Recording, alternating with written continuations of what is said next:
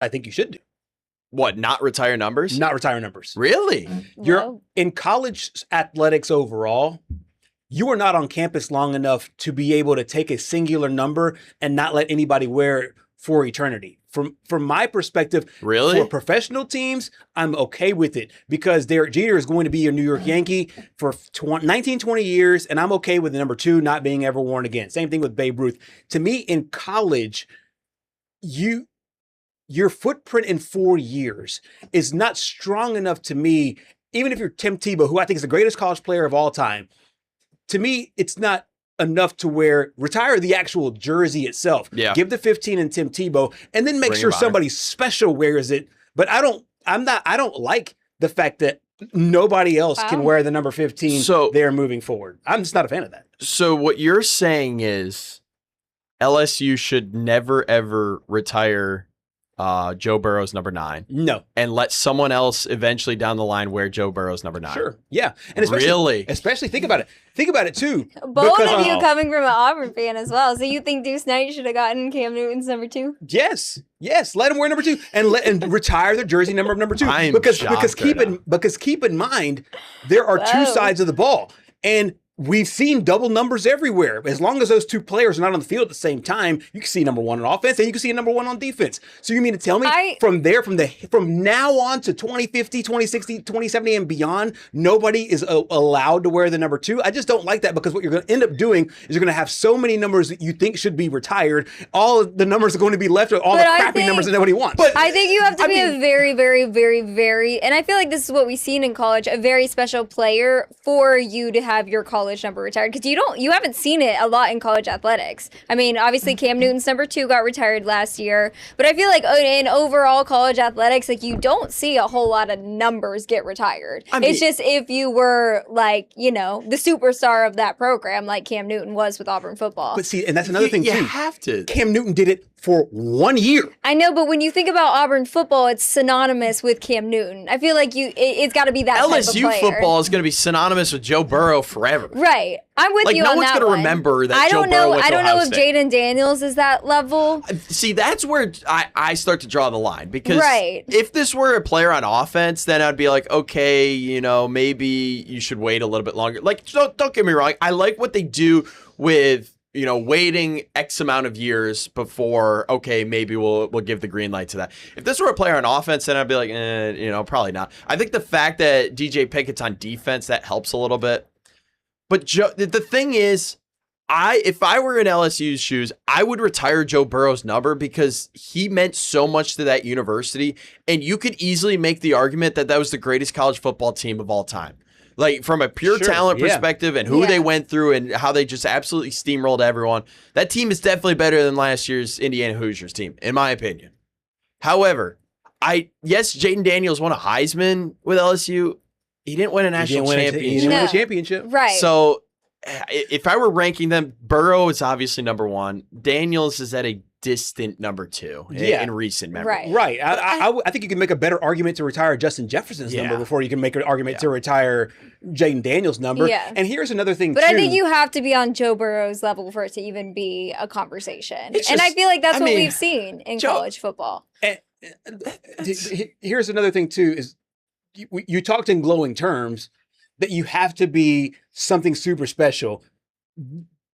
But there's not some line of demarcation. Does that mean Heisman trophies, which is not controlled by the team? That is controlled by voters across America. Should it be national championships that do it? Well, there's two sides of the football. Joe Burrow controls one side. He doesn't control the other side. Well, We're seeing how that damages the I think it's like, how much impact did you have in winning that national? Like Cam Newton put that team on his back. Yeah. Like they wouldn't have won the national championship without him. Right. And so when you think of Auburn football, you think of Cam Newton because of that year and what they were able to do. And I think that if Auburn had a history of national championships previous to Cam Newton, we would not view Cam Newton in that same light. So, for example, let's just say that didn't happen. But all I'm saying is that if you choke up the number 2 from now until forever because of that one season, well, now you're doing it because of the histrionics of Auburn. Because Auburn was so starved for a national championship, now you're going to choke the number 2 from some kid in 2050 to not be able to wear because Cam Newton had one good season, 13 good football games.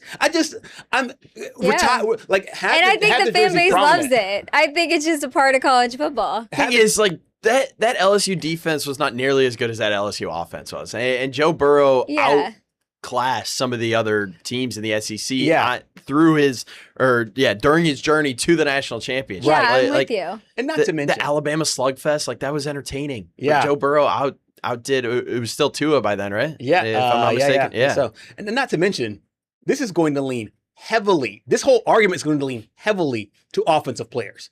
It won't lean to the defensive players. Let's just say you have an all-career year as a defensive player. Let's just say you lead all of college sports in points as a kicker, or we're going to try the kicker's number. But no, we're not going to do kickers. We're not going to do special teams guys. We're not going to do defense, even though that's 2/3 of the game. If Myles Garrett had the season that he had last year at Texas A&M, you could easily make that argument. I just think we're going to go into murky waters if you just say, this player was special. I think they've been doing it right how they've been doing it up until this point. It's like you got to be like crazy level of fame within that university to get your jersey number retired. So then what's your thought on Burrow's 9? I think, I would agree with that. I think Jaden Daniels, no. Like, I don't think he did enough. I think you think LSU football, you think Joe Burrows. Yeah. Not Jaden Daniels. Joe Burrow definitely deserves number 9. Like, no one, at the very least, no one on offense can ever wear number 9 again. See, and I feel like we're like, or drawing. It's one number, Gerhard. You're not taking away. He's the most influential QB in recent memory for LSU. I'm not talking about and I don't think that's a type of player you're gonna get every year. You know what I mean? Like that's a once in a lifetime player. So it's not like you're gonna continue to have to retire all these numbers. I don't think it's a once in a lifetime player. I think it's a once in maybe every 30-year situation for LSU, and maybe another kid that wants to wear number 9 at LSU.